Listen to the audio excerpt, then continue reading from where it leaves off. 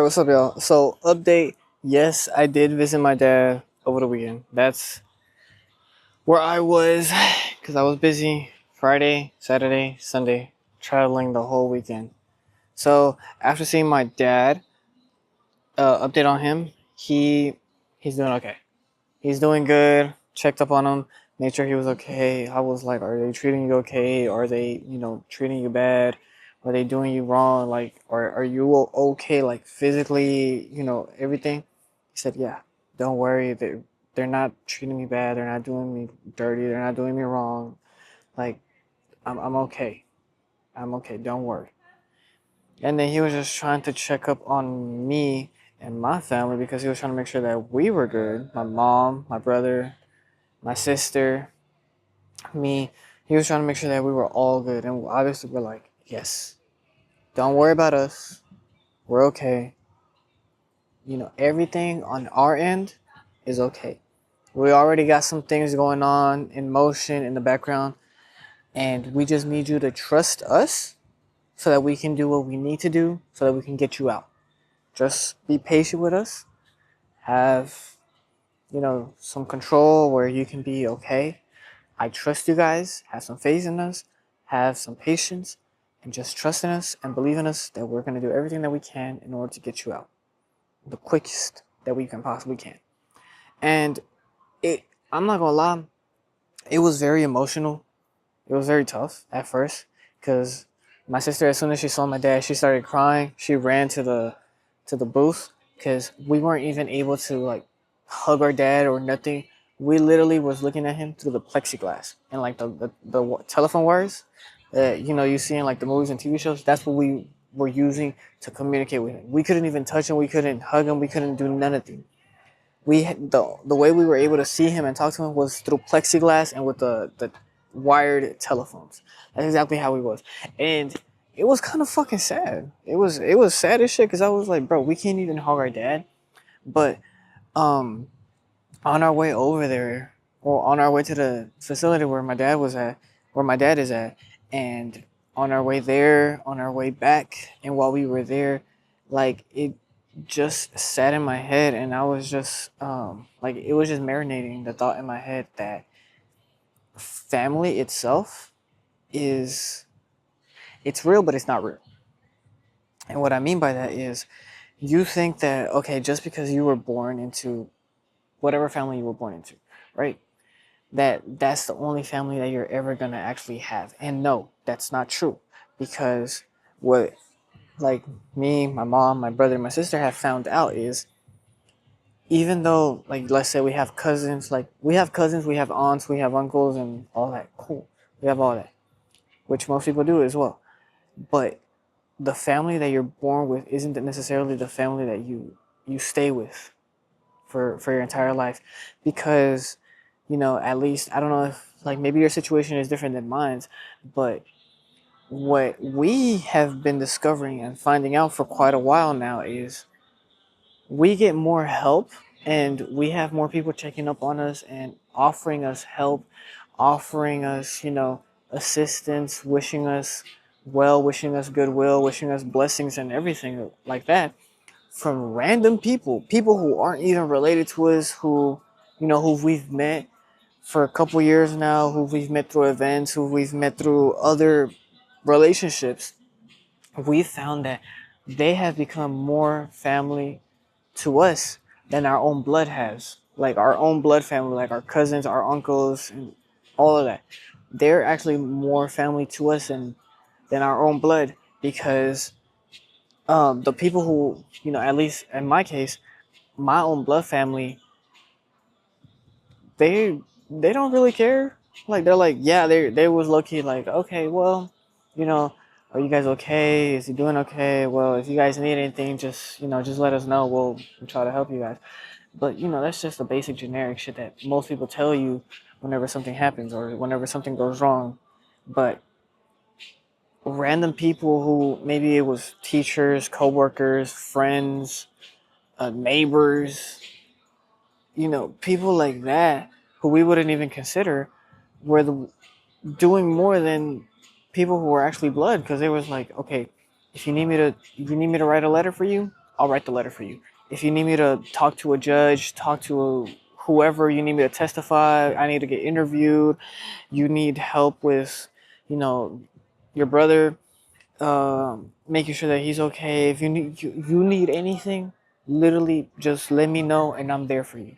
I don't care what it like. It doesn't matter what it is. If you need somebody to talk to, like you need somebody to like debrief and like let things like go, let emotions go. You just need somebody to talk to. You need somebody to listen. Call me, text me anytime, whether it be day or night.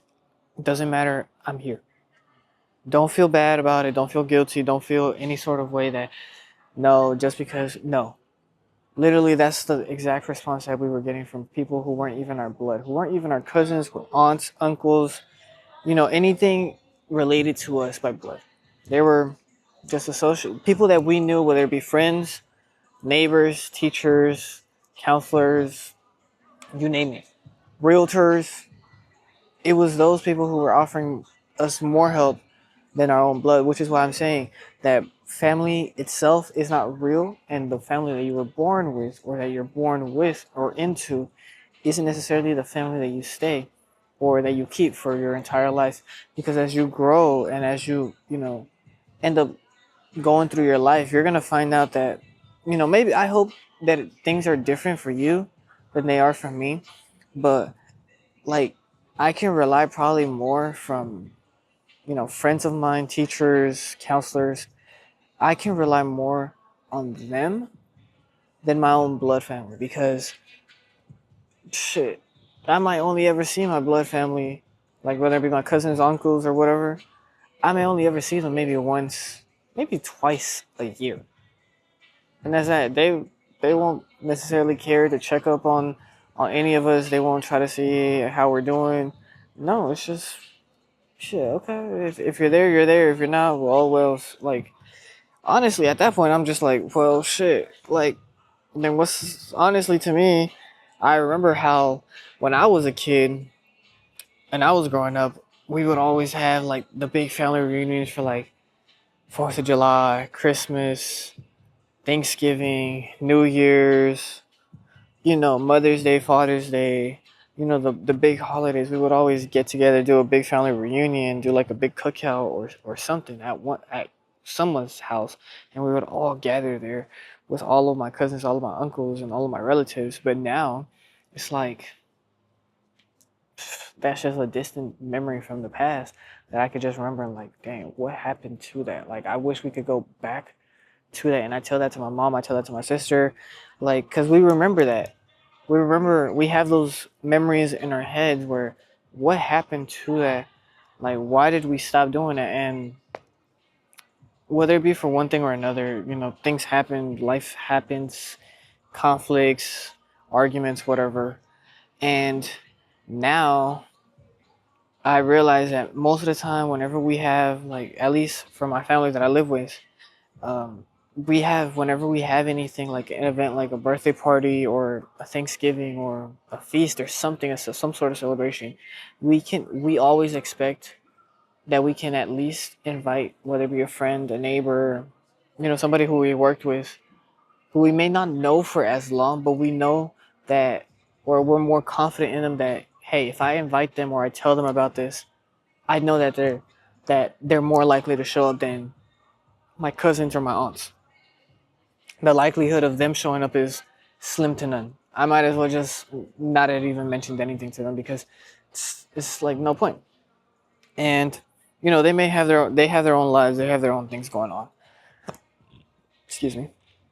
But still, like, you're not necessarily stuck with the family you're born with because you're gonna make friends, you're gonna make relationships, you're gonna meet people, you're gonna meet colleagues that you work with, you're gonna meet people at your school, you're gonna meet, I don't know, whoever, people who you start dating, and you're gonna realize that, wow, maybe, I hope this isn't the case for you, but you might realize that you get treated better and you get offered not like better things as in materialistic things, but like better opportunities. People care about you more, people check up on you more from people who aren't even related to you in any way you just like y'all just have a relationship, whether it be like business or mutual relationship where you guys have a good time together. You like wow, you realize that they treat you better, or you get treated better, you get invited more, you get